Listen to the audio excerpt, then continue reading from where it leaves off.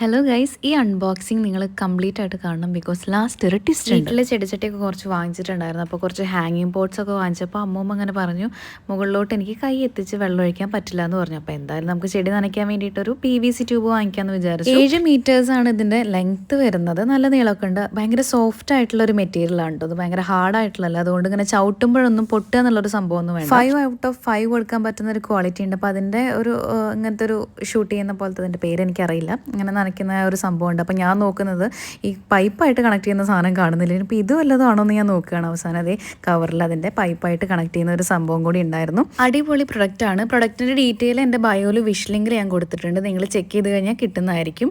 പിന്നെ ഇതാണ് ഞാൻ പറഞ്ഞ ട്വിസ്റ്റ്. നൈസായിട്ട് പൈപ്പ് ഒന്ന് പൊട്ടിപ്പോയി ഗൈസ്. ഞാൻ ആവേശത്തിൽ അങ്ങ് കുത്തി കയറ്റിയതാണ്. അങ്ങനെ ഞാൻ അമ്മയെ വിളിച്ച് പറഞ്ഞു, ഒരു പമ്പിളർ വന്നു. അവസാനം ചമ്പുവിൻ്റെ കുരയും എല്ലാം ചമ്പുവിനെ കെട്ടിയിട്ടിട്ട് ഒരു വലിയൊരു ബഹളത്തിനൊടുവിൽ അത് ലാസ്റ്റ് റെഡിയാക്കി ഗൈസ്.